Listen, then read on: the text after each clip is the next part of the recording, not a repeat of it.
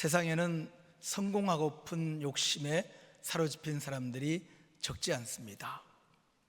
2021년 1조 6천억 원의 피해를 내서 많은 서민들이 눈물 짓게 했던 금융 사기 사건을 기억하실 것입니다.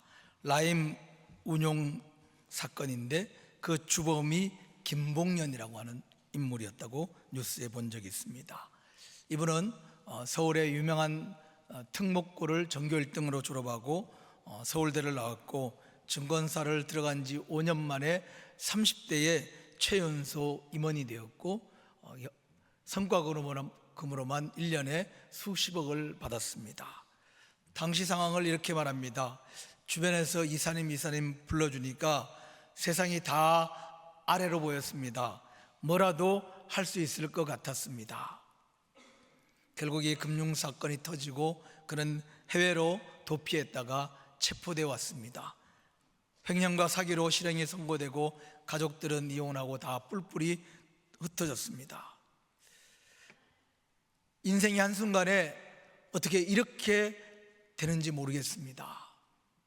돌아보면 세상이 다 아래로 보였던 그때, 자신만만하던 그때 제 인생은 낭떠러리를 향해서 올라가고 있었나 봅니다. 그렇게 말했습니다. 서민들의 생명줄 같은 돈으로 세상을 다 가지고 싶은 자기 욕심을 채우고 싶었던 한 사람의 인생은 이렇게 나락으로 굴러떨어졌습니다. 미국에서 동대문 신화를 이룬 부부가 있습니다. LA 시장에서 조그만 옷가게로 시작해서 세계 10손가락 안에 드는 의류 브랜드를 세웠습니다. 포에버 21이라고 하는 이 브랜드를 만든 장씨 부부는 80년대 초반에 LA로 이민 갔습니다. 세탁소에서 일하고 경비로, 주유소에서 또 식당 일로 어렵게 종잣돈을 마련해서 LA 한인타운에 패션 21이라고 하는 조그마한 옷가게를 시작했습니다. 그리고 저가 의류 대중화에 힘입어서 2000년대 초반에 큰 성공을 거뒀습니다. 한때는 세계적인 브랜드인 유니클로, 자라와 서로 경쟁하고 또 점유율 1위를 차지한 적도 있을 정도였습니다. 하늘 높은 줄을 모르고 오로지 성공을 향해서 이 부부는 달려갔습니다. 포에버 21이 급성장하면서 2011년에는 세계에서 가장 영향력 있는 여성 100인에 뽑히기도 하고 2016년에는 세계 400대 억만장자에도 이름을 올렸습니다. 재산이 6조 원을 넘고 그래서 LA 부자 순위 10위 안에 들어간 적도 있었습니다. 몇 년 전 포에버 21은 미국 법원에 파산 신청을 냈습니다. 파산 신청서에는 부채가 대략 12조 원 정도 된다고 적혀 있었습니다. 성공하겠다고 하는 욕심 하나로 달리던 부부의 성공 신화는 그렇게 순식간에 끝나고 말았습니다.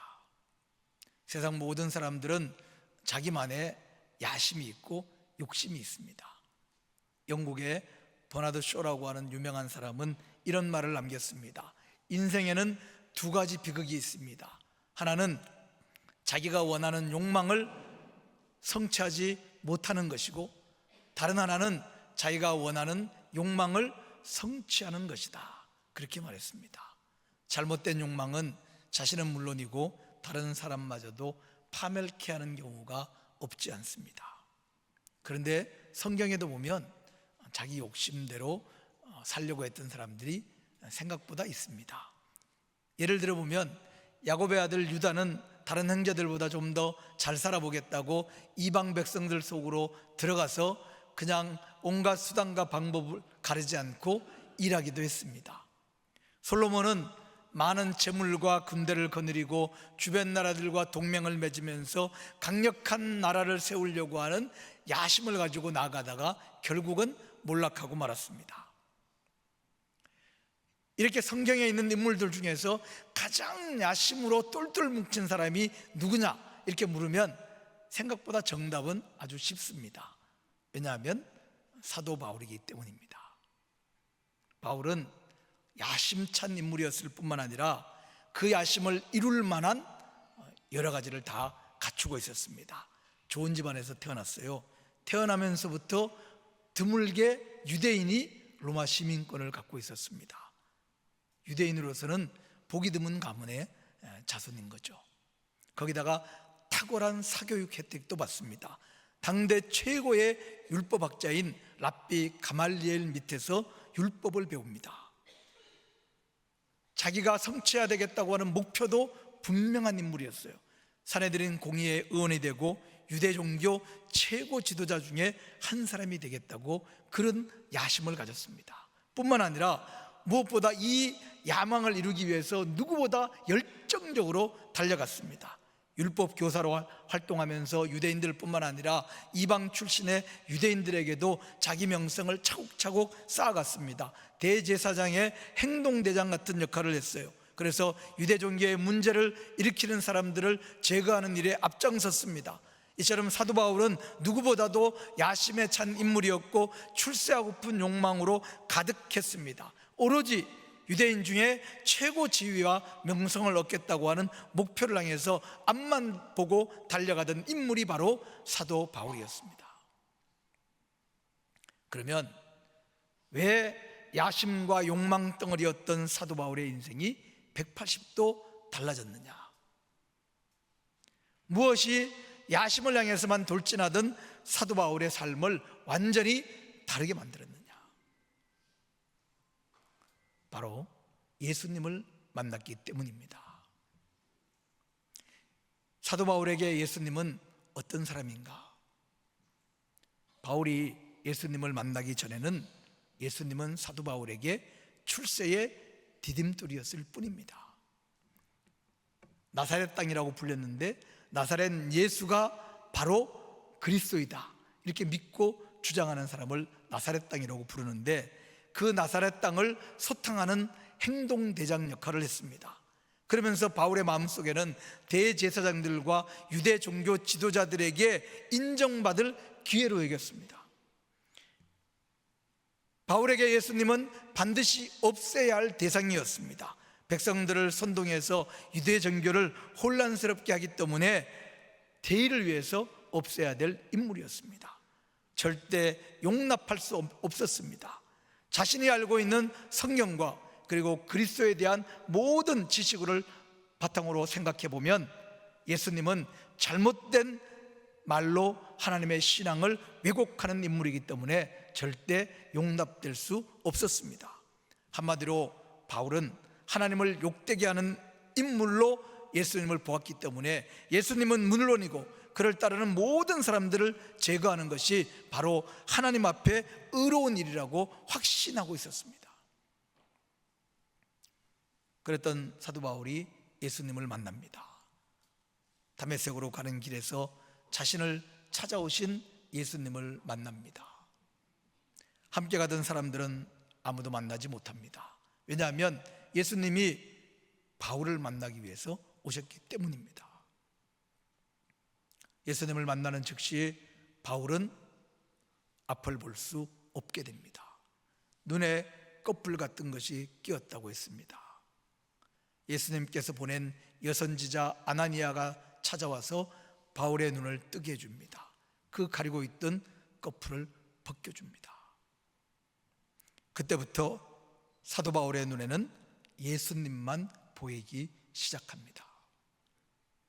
예수님은 그리스도다 믿고 말하는 사람들을 잡으려고 가던 길이었습니다. 그곳에서 바울은 자기 눈을 뜨자마자 자기 스스로 자기 입으로 예수님은 그리스도라고 외치기 시작합니다. 이렇게 예수님을 만난 바울에게는 이상한 증세가 나타나기 시작했습니다. 예수님밖에 보이지 않게 된 바울에게는 심각한 증세가 몇 가지 나타납니다.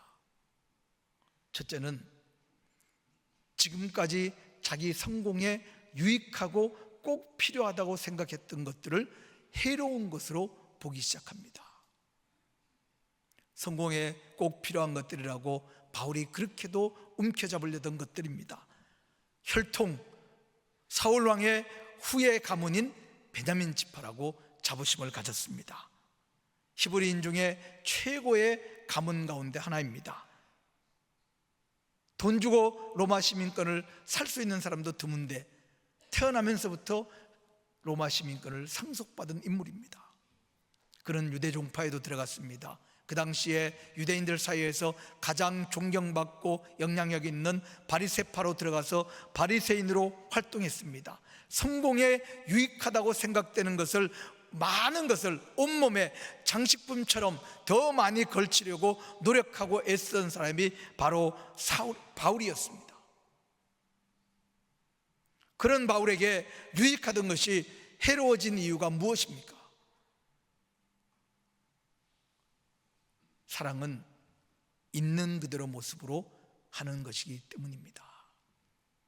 가문, 집안, 학력, 재물, 배경 다 사랑에는 거추장스러운 것들입니다. 예수님을 사랑하는데 아무 유익이 없는 것들입니다. 예수님 사랑에 걸림돌일 뿐입니다. 거추장스럽게 온몸에 덮어쓰고 걸치고 있던 것들을 벗어버려야 예수님을 진정으로 사랑할 수 있습니다. 교회 후배 결혼식에 함잡이 역할을 한 적이 있습니다. 신랑 집은 중견 사업체를 운영하는 강남 부자였습니다. 신부는 홀어머니와 경제적으로 어렵게 공부하는 자매였습니다.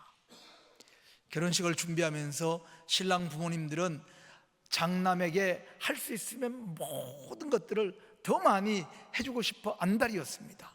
그런데 이것도 하면 안 되고 저것도 하면 안 되고, 왜냐하면 신부 집은 아무것도 해줄 수 없을 뿐만 아니라 심지어 함이 들어오는 그 떠들썩한 분위기조차도 감당할 수가 없었습니다. 이 신랑이 굉장히 이제 난처한 상황이 됐어요. 뭐도 안 된다, 뭐도 안 된다 했는데 심지어 함도 못 들어갑니다. 그렇게 말할 수가 없게 된 거예요. 어느 날 저한테 찾아왔습니다. 형님, 저희 부모님 집에서 형님이 함을 들고 나와서 중간에 저한테 주시면 그냥 제가 혼자서 함 가지고 가겠습니다. 세상 성공에 유익하다고 우리 몸에 덕지덕지 걸친 것들은 예수님을 사랑하는데 해로울 뿐입니다.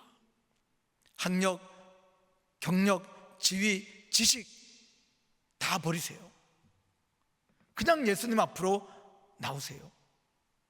강인구라는 사람 그 자체만으로 예수님 앞으로 나오면 됩니다. 못 가지고 실패하고 세상살이가 뜻대로 안 돼서 교회 올 때조차도 위축되시는 분들 있으실 겁니다. 그딴 것들이 있어봐야 예수님 사랑하는데 방해될 것들 뿐입니다. 예수님만 보이는 사람에게 나타나는 첫째 증세는 바로 세상에서 유익하게 느껴지던 것이 해롭게 보이기 시작하는 겁니다. 아무것도 없는 있는 그대로의 모습으로 예수님만 바라보기를 간절히 축복합니다.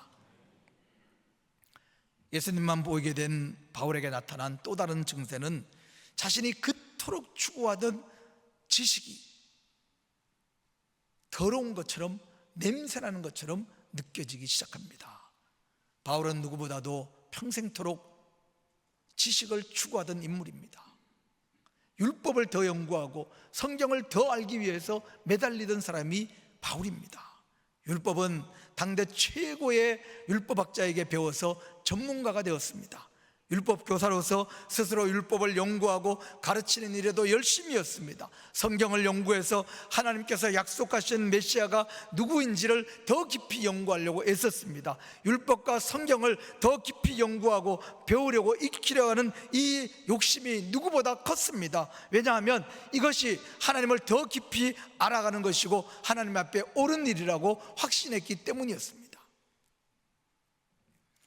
이 책이나 지식에 대한 욕심은 저도 참 많이 공감합니다. 목사님들이 대부분 책 좋아하시지만 저도 둘째가라면 서러워할 만큼 열심히 좋아합니다.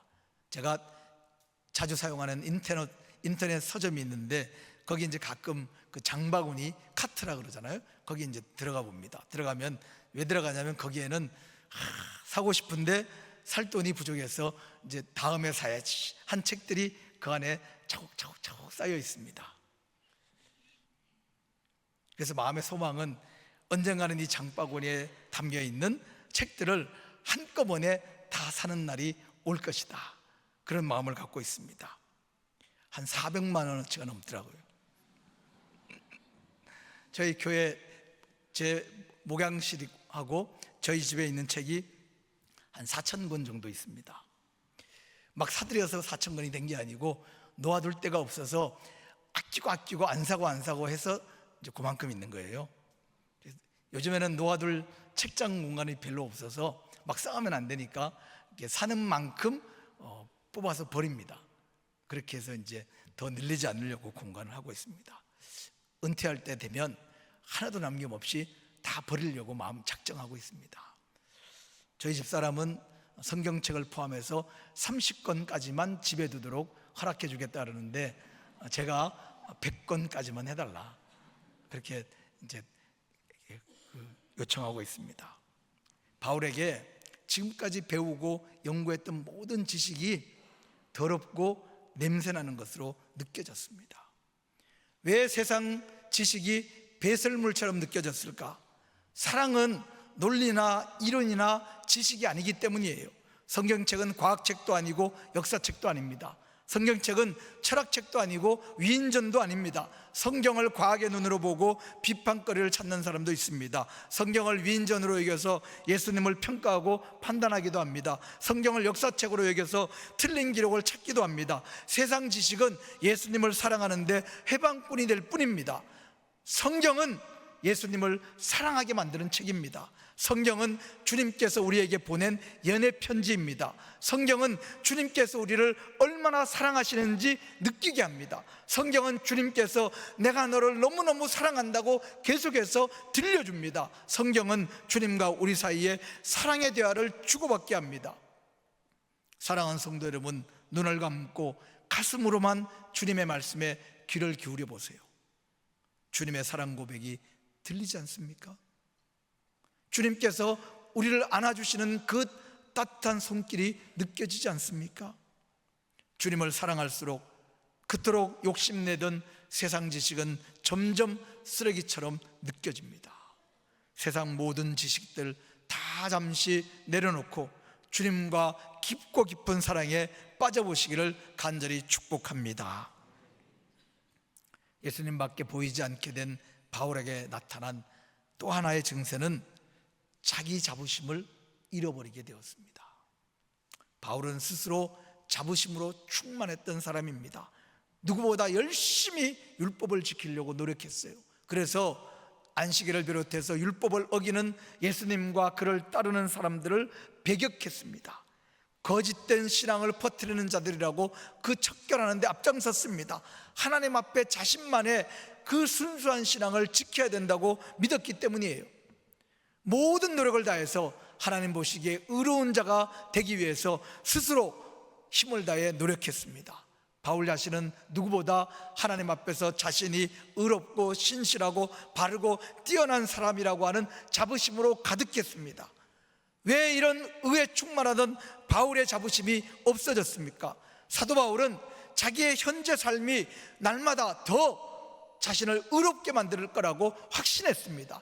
최고라고 하는 자부심이 있었습니다. 베냐민 지파요, 바리새인이요, 히브리 진정의 히브리인이요, 모세의 율법에 따라서 할례를 받았고 대제사장과 유대 신앙의 열렬한 추종자였고 잘못된 신앙을 전파하는 악한 자들을 소탕하는 행동대장이었습니다. 누구보다 하나님 앞에 정결하고 의롭다고 하는 자부심으로 가득했던 인물이 바로 사도 바울입니다. 예수님을 만나는 순간에 이 모든 자부심은 깡그리 없어졌습니다. 예수님에게서 비치는 그 눈부신 빛 앞에 서는 순간 자기의 모든 부끄럽고 더러운 것들이 낱낱이 눈에 보였기 때문입니다. 지금까지 모든 노력을 다해서 추한 것을 가리고 의로운 척 해왔습니다. 그런데 완전히 의로우신 분 예수님을 만났습니다. 예수님 앞에 자신은 도저히 용납될 수 없을 만큼 부끄럽고 더러운 인간이라는 사실을 생생하게 알게 된 겁니다. 바울은 예수님만이 자신을 깨끗하게 할 수 있고 의롭게 만들어줄 수 있다는 사실을 알게 된 겁니다. 우리가 하는 모든 노력은 자칫 자기 의만 세울 수 있습니다. 스스로 잘하고 있다고 하는 자기 만족을 줄 뿐입니다. 다른 사람보다 내가 낫다고 하는 자만과 오만을 줄 뿐입니다. 예수님 앞에서는 우리 모두가 그냥 예수님의 사랑이 필요한 사람일 뿐입니다. 예수님 없이는 아무것도 아닙니다. 예수님 사랑으로만 살 수 있습니다. 예수님만 바라볼 수밖에 없는 존재입니다. 자기 만족, 자기 의 다 내려놓고 예수님 품 안에 마음껏 안기시기를 주님의 이름으로 축복합니다. 우리나라 선교사님 한 분이 참여하는 책을 하나 썼습니다. 제목이 가슴 찢는 회개라는 책입니다. 선교사님 가족은 아이들과 함께 1991년도에 온 가족이 남미 아마존에 들어가서 선교 사역을 시작했습니다. 이 책의 앞부분에는 네 가족이 그 선교 현장 아마존 밀림에서 겪은 상상도 할 수 없는 일들이 가득 담겨 있습니다. 그런데 책 후반부에 가면 58살에 먼저 천국으로 간 아내를 향한 고백과 회개가 기록되어 있습니다. 선교사님은 평생 아마존에서 일궈낸 사역이 자신의 종교적인 야망이었을 뿐임을 깨달았다고 고백합니다. 늘 든든해 보였던 아내, 그토록 남편의 사랑과 관심에 목말라 했고, 그러면서도 남편이 약해질까봐 내색 않고 희생하며 살아온 사실을 미처 헤아리지 못했다고 털어놓았습니다. 내가 사역에만 눈이 멀어 있었기에, 내 안에 갇혀 있었기 때문에 내게 가장 가까운 사람의 아픔과 희생도 몰랐습니다. 가장 가까이에 있는 아내도 제대로 사랑하지 않으면서 인도 형제를 위해서 목숨을 바치겠다고 맹세한 나는 희대의 사기꾼입니다. 그렇게 눈물을 쏟아냈습니다. 그는 마지막 이렇게 신앙 고백을 했습니다. 아내를 떠나보내고 나는 비통하고 억울했고 괴로웠습니다. 그러나 주님은 아내 허선교사를 데려가는 대신에 주님 자신을 내게 주셨습니다. 세상 무엇으로도 환산할 수 없는 영원으로 이어지는 절대 사랑이신 주님과 연합을 선물로 받았습니다. 그렇게 고백합니다. 그러면서 책을 읽는 분들에게 이런 권면을 남겼습니다. 주님을 자기 목숨보다 더 사랑하고 싶은 갈망이 있는 그리스도인들에게 나처럼 주님보다 주님의 일을 더 사랑하는 실수를 범하지 말라고 말해주고 싶다. 그렇게 마무리했습니다. 바울은 예수님 사랑에 빠져서 예수님밖에 보이지 않았습니다. 자기에게 유익하던 것, 갈망하던 것, 자부심을 주던 모든 것들을 내던지고 쓰레기처럼 여겼습니다. 사랑하는 성도 여러분, 오늘 우리도 마음 깊이 예수님께 한번 고백해 보십시다. 예수님, 제 눈에도 이제는 당신밖에는 안 보이게 하옵소서. 아멘.